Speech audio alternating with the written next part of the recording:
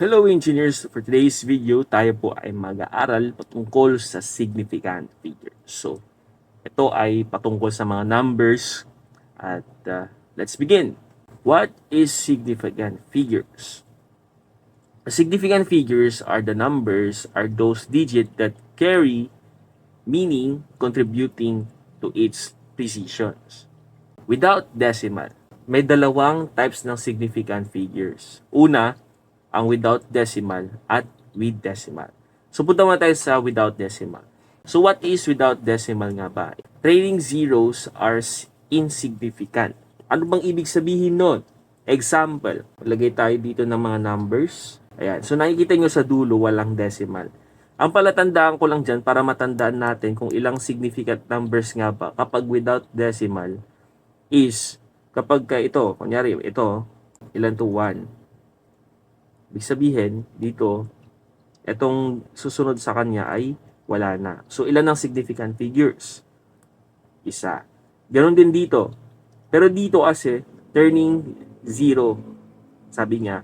So, ibig sabihin dito, wala na yan. Ilan to? 1, 2, 3, 4, 4. Ganon lang. So, example ulit. Paano kapag 0, 1, 0, 0, 0? Ilang significant numbers yan? So, di ba nabilang dito, may 1 pa rin dyan. So, 1, 2, 3. So, tatlo ang ang significant numbers niya.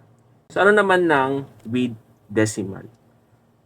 Counting from a right to the left and only stop at a non-zero digit. Example, siya.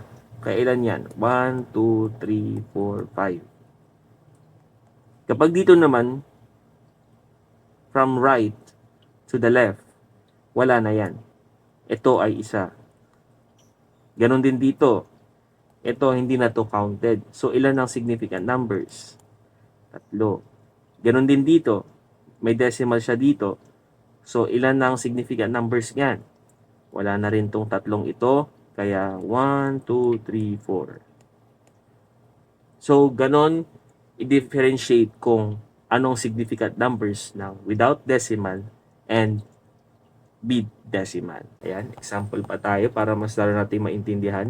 Ilan ang significant numbers na ito? 1, 2, 3, 4. Dito naman, ilan ang significant numbers? Without decimal, ibig sabihin, wala na ito. So, 1. Ganon din dito. Wala na rin yan. So, ilan ang significant numbers? 4. Dito rin.